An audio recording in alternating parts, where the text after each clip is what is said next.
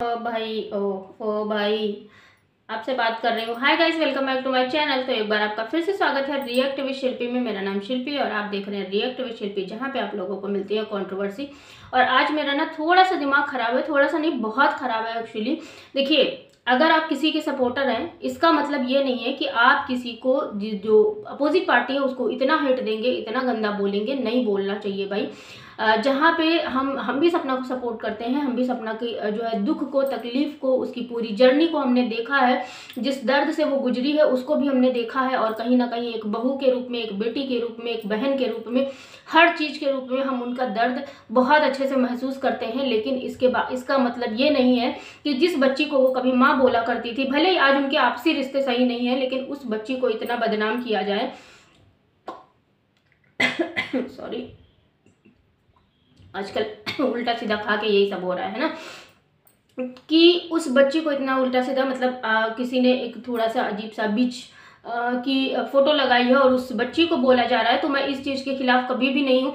हालांकि उस बच्ची में अब बहुत सारी चीज़ें चेंजेस हुई हैं। हालांकि अब उस बच्ची का जो रवैया है, जो रहन सहन है, वो सारी चीज़ें बदल चुकी हैं। लेकिन किसी बच्चे को इतना बुरा नहीं बोलना चाहिए। अगर आपको नहीं समझ में आता है देन इट्स ओके, आप बोलो, सपना के सपोर्ट में बोलो ना, किसी भी चीज के बारे में बोलो, लेकिन इतना मत गिरो, इतना मत मतलब व्यूज के लिए इतना मत गिरो कि यार कोई बच्ची है इस तरह की चीजें सुन के, और जिस एज में वो अभी है ना, उसको कहीं ना कहीं दिक्कत हो सकती है। मैं भी हमेशा बोलती हूँ, मतलब हमेशा बोलती हूँ कि यार आप अपना रिएक्शन दो, लेकिन इतना गंदा मत दो कि किसी को हर्ट हो जाए, किसी को इतनी परेशानी हो जाए कि सामने वाला मतलब परेशान हो जाए।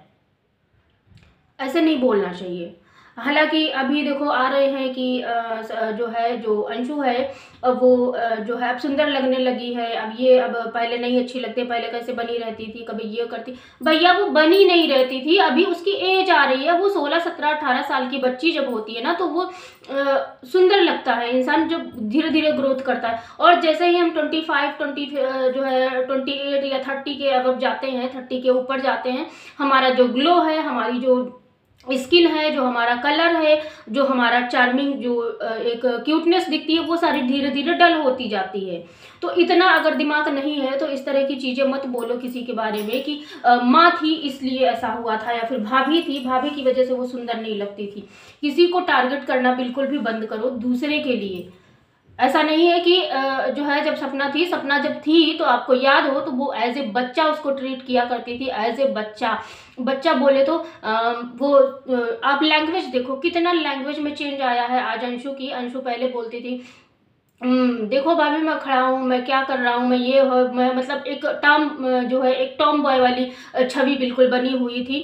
और अभी क्या है, अभी उसके अंदर सिंसियरिटी आ रही है, कहीं ना कहीं सिंसियरिटी ही बोलेंगे, क्योंकि अभी वो नॉर्मल बिहेव करती है। पहले वो नॉर्मल बिहेव नहीं करती थी, क्योंकि उसको इतना लाड प्यार दिया था, इतना या फिर ये बोले इतना अच्छे से सपना रखती थी ना उस टाइम पे, क्योंकि बॉन्ड भी उस समय बहुत अच्छा था। और ये जो बॉन्ड भी टूटा है ना, ये सिर्फ और सिर्फ परिवार, घर और इन सब चीज़ों की वजह से टूटा है। और पता है सिचुएशन ऐसी हो गई है। मैं हमेशा ये कहती हूँ, जैसे जो कुछ लोग ये जो plan plan plan plan plan, सपना भी यहाँ पे गलत है। जो प्लान प्लान वाली बात है, ये प्लान वाली बात बिल्कुल भी गलत है। क्योंकि पता है जिस तरह से हम व्लॉग्स देखे हैं, जितना हमने सोचा है, वहाँ पे एक नॉर्मल फैमिली थी जहाँ पे हमें कभी लड़ाई झगड़ा, कभी प्यार होता था। तो जब प्यार होता था तो वो सारी चीज़ें ब्लॉगिंग में आती थी, और जब लड़ाई झगड़ा होता है, कोई भी जाहिर सी बात है अपनी लाइफ का, अपने जीवन का कोई भी लड़ाई झगड़ा नहीं दिखाना चाहेगा, जैसा कि सपना ने हमेशा किया है। और हर ब्लॉगर यही करता है, और जो लोग करते हैं उनके लिए कंट्रोवर्सी होती है।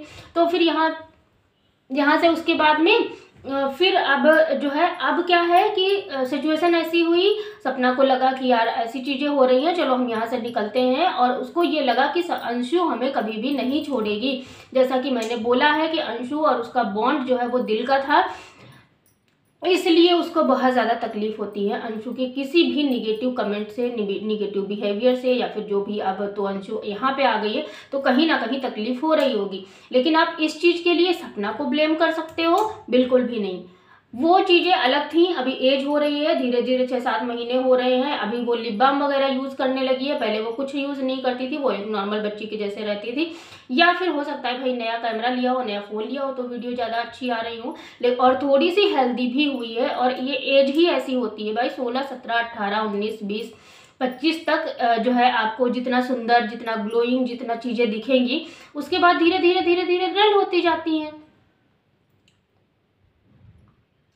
सपोर्ट में हर कोई होता है। सपोर्ट का मतलब होता है किसी का मेंटल सपोर्ट करना, ना कि किसी दूसरे का मेंटल सपोर्ट, मेंटल हैरेसमेंट करके दूसरे को जाके सपोर्ट करना। इस चीज़ से कहीं ना कहीं जो सपना के अंदर की भी ममता होगी ना, वो भी कहीं ना कहीं उसको परेशान कर रही होगी, धिक्कार रही होगी। क्योंकि देखो, हम रिएक्शन देने बैठे हैं, इसका मतलब ये नहीं है कि किसी को बुरा ही बोल के हम रिएक्शन दे। भाई, हम रिएक्शन देने बैठे हैं तो हम नॉर्मल चीज़ों पे भी अपना रिएक्शन दे सकते हैं। रिएक्शन का मतलब ये होता है कि हम समझा भी सकते हैं, हमें गुस्सा आएगा तो हम गुस्सा भी कर सकते हैं, लेकिन गुस्सा भी एक लिमिट तक।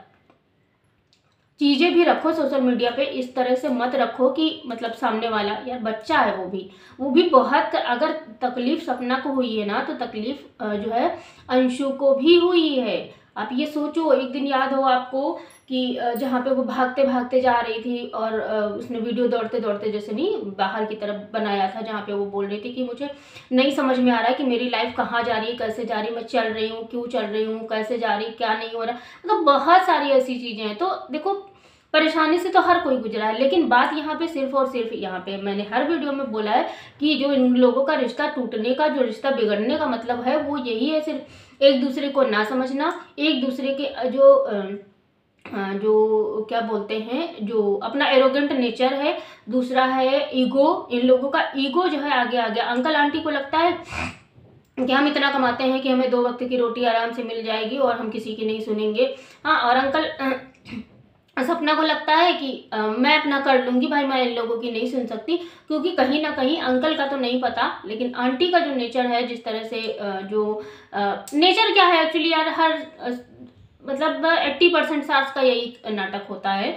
शायद किसी को बुरा लग जाए, नाटक ही समझेंगे। क्योंकि देखो, अगर वही रिलेशन वाले आपके मायके वाले आए, या फिर आपके ससुराल वाले आए, या आपके जानने वाले आए, कोई भी आए, तब तो बहू हमेशा खड़ी रहती है हर चीज़ में। मतलब आए नहीं, डेली की लाइफ में भी ऐसी सारी चीज़ें होती हैं, है ना। लेकिन वही चीज़ अगर सपना के ससुराल, मतलब बहू के मायके वाले इंक्लूड हो जाए किसी चीज़ में, या फिर बहू के जो रिश्तेदार हैं, जानने वाले कोई भी हो, तो उनसे वो कहीं ना कहीं कन्नी काट लेते हैं। पता नहीं क्यों, मुझे नहीं पता क्यों, लेकिन होता है भाई, मैंने तो देखा है। अब आप लोगों ने नहीं देखा तो वो बात अलग है।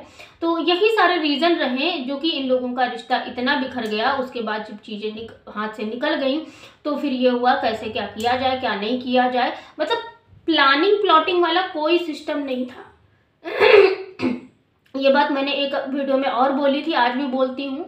वो बात अलग है कि अब रिश्ते अलग हो गए हैं, सबकी राहें अलग हो गई हैं। आंटी का थोड़ा सा नेचर आंटी का भी देखने को मिलता है, जैसे होता है थोड़ा सा, नहीं कि जब सोचो, अभी बता दूं मैं, अभी कल परसों वाला जो वीडियो आया है अंशु का, वहाँ पे भी उन्होंने भी बोला है कि मतलब देखा ही तो, सही से देखा ही ना। तो सोचो, अगर मम्मी, उसने अंशु ने भी बोला है कि जब तक मम्मी को खुद क्लियर ना कर लें, तब तक उनको सब्र नहीं होता है, तब तक वो मानती नहीं है। तो यही चीज़ वो सपना के साथ भी अपनाती होंगी, बहुत सारी चीज़ों में अपनाती होंगी, जहाँ पे जबकि सपना इतना अच्छे से, इतना लाड प्यार से रहती थी, इतना सास के साथ में इतना बॉन्ड अच्छा, मतलब जब होता था तो दिखाती थी। ठीक है, तो आप अपना घर उठा के देख लो भाई, जो लोग इतना बोलने के लिए आ जाते हैं, अपना घर उठा के देख लो। क्या आपके घर में कभी लड़ाई झगड़ा नहीं होता है? या फिर हमेशा एक बार लड़ाई झगड़ा हो गया तो फिर हमेशा बना रहता है? तो जब 2 हस्बैंड वाइफ होते हैं, उनमें भी जो थॉट्स वाले जो होते हैं, वो कोई इधर जाता है, कोई इधर जाता है। लेकिन इसका मतलब ये नहीं होता है कि